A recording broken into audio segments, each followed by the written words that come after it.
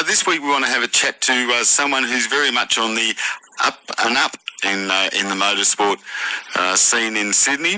A young fellow by the name of Jake Donaldson, who only just turned 14 at the end of last year, and we believe Jake has got a bit of a promising career ahead of him, so we want to get in before anyone else grabs him. Welcome to the show, Jake. Cheers. Mate, start with our usual question. Where are you from? I'm from Silverwater.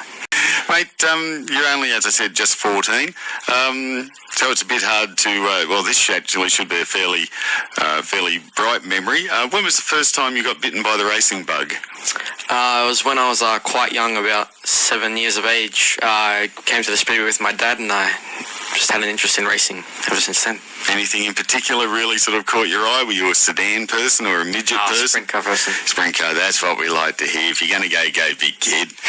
Now, you got into racing dirt karts when you were not much older than 7. Yeah.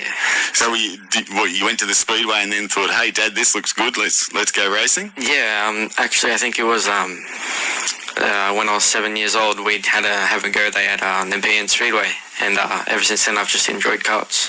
Right, and you had a little bit of success in the karts, didn't you, as a rookie and a midget? Yeah, I think I won as a rookie.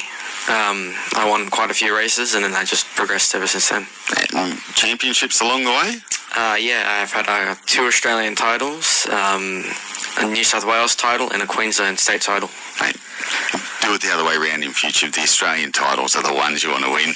But yeah, so you won 2 Australian titles on ovals or dirt circuits? Dirt circuits. Okay. Not much success in dirt ovals? I've won quite a few races on Speedway itself, 114 I'm pretty sure.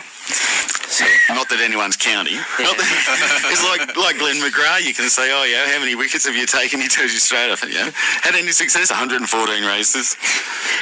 Would have been more, but a couple of DNFs, and Dad didn't get the cart right. But, and mate, where you going to continue on with the dirt karts, or do you want to look into sort of mainstream speedway? Where 14 to 16 is sort of that area where people make their choice. Some people decide to get out of the sport, go to football, just get a trade. What's your plans coming up in the next couple of years for racing? Oh, well, lucky enough, I was picked up by a team called Listec Race Cars to drive Formula Ford for this year's New South Wales State Cup.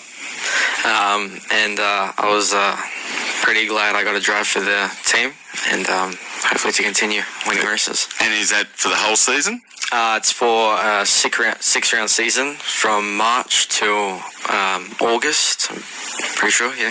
Jeez, man. And we used to, a young guy by the name of Paul Latsky, he came out of the dirt karts and did pretty well in the Formula Ford series. I don't know if he either won it or ran second or something. I think last time I saw him, he was racing utes around Sydney Motorsport Park. But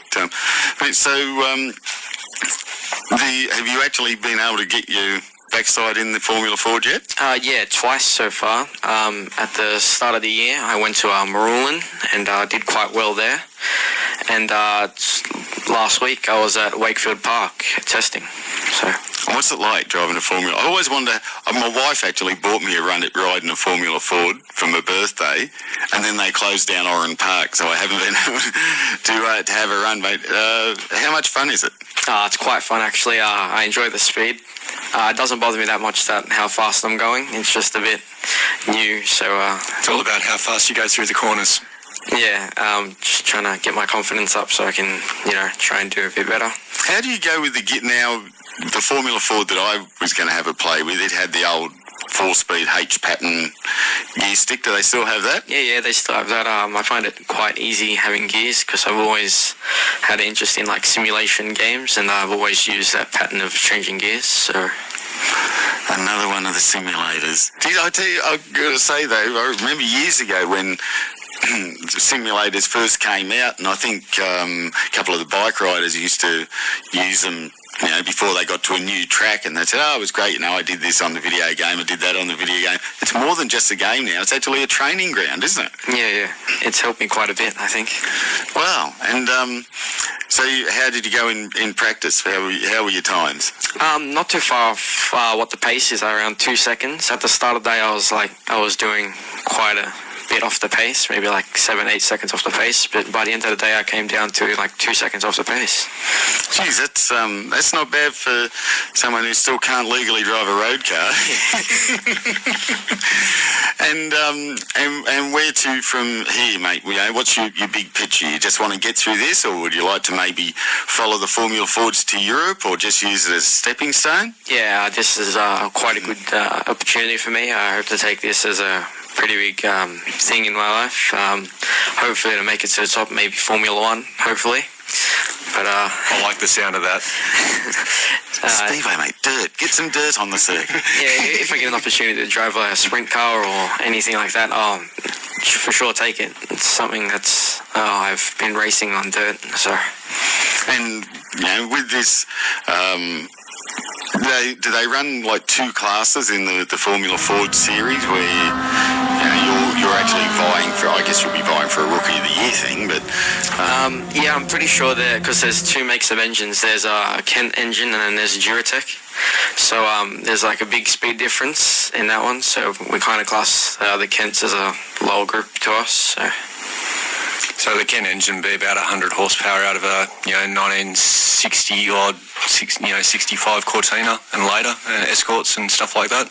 And Duratec from the later model Focus would probably have a bit more horsepower than that. Oh yeah, I'm pretty sure it is. Oh, okay. So and they run these together. Yes, they run in the same. Are the two? Do you get anywhere where the two are sort of relatively equal? Are there any, like I would have think on some of the real sort of tight, twisty tracks, you actually might get one engine competing with the other? Yeah, I'm not sure. I tested it against them at Wakefield Park, and they seem to be quite a fair bit slower, but I'm not sure.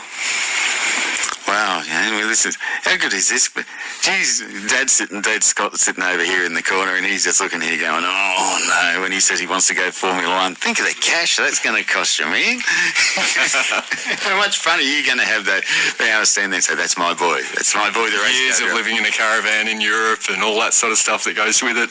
Oh yeah, but that's all part of the experience, isn't it? When Wayne Gardner won his World Grand Prix title, we didn't so much talk about the races he'd won. We all talked about how he used to sleep in the back of the van with his girlfriend Donna and all that kind of thing. So it's, what are they? It's like the Zen, it's like life. It's not the destination, it's the journey that makes everything important. Mate, do you have your own crew or? Yeah, as I said before, Listec Race Cars. We have a guy called Paul Liston, who's the team owner, and he works beside Joe and Lino Ferrugia. So, Joe Ferrugia? The same Joe Ferrugia from Speedway, or? No, not. I guess, Ferrugia's, there's a million Maltese people called Ferrugia. But, so what, he's on your crew? Or he's your crew chief? Yeah, he's my crew chief, so he's... How do you go going from karting with Dad as your crew and crew chief to having, I guess, a full-time engineer working on your car? Are you getting the hang of giving him the engineering feedback? Yeah, it's not bad. It's quite different. It's a bit nerve-wracking, well, not really nerve-wracking, but it's a bit different talking from my dad to like this other person who I've met a couple of times, but yeah, it's different. And the whole thing is, as someone who's done the job, let me tell you, you got to trust that guy, and you've got to get to the point where you're almost thinking without talking, being on the same wavelength. Sorry. And, you've really got to, you put all your trust in him because, if they leave a wheel loose, then you're the one who gets in trouble. Yeah. But there's a benefit, though. If you don't come across the finish line first, you've always got someone else to blame. Well, that's true. Although, then you have some of the more experienced crew chiefs. I gave you the best race car out there. You just couldn't drive it. So, and that will happen. But we hope it doesn't happen too much with you. Mate, your family must have been a big help getting you to this point, though. Oh, of course. My mum's always been a big supporter, and my dad's always been there. Mate, where would we be without mums? They don't often turn up, because your mum doesn't turn up to the races that often, does she? No, not very often in Speedway, but yeah. You think now that it's all nice and clean and there's no dirt getting everywhere, she might turn up a bit more often? Yeah, the 2 times I've been out so far, she's been there twice. Oh, yeah. Come on, Mum, you're showing your colours here. Support him in all forms of motorsport, not just the dirty, not just the clean ones. Well, mate, it's been great having you here today. Like I said, we're certainly going to stick our hand up, and when you make it on the world stage, we're going to say you heard it here first. We had Jake Donaldson here when he was just a 14-year-old. But on the other hand, you got to remember, when you win a world championship, you've got to come back in here and show us the trophy so we can all have selfies with it. No okay, problems. got a deal? Deal. Okay, mate. Well, thanks very much for your time today. Like I said, we really wish you all the best, and mate, we just hope that one day, in the not too far distant future, you are standing on the top step of that podium with a trophy the size of a cow. Cheers.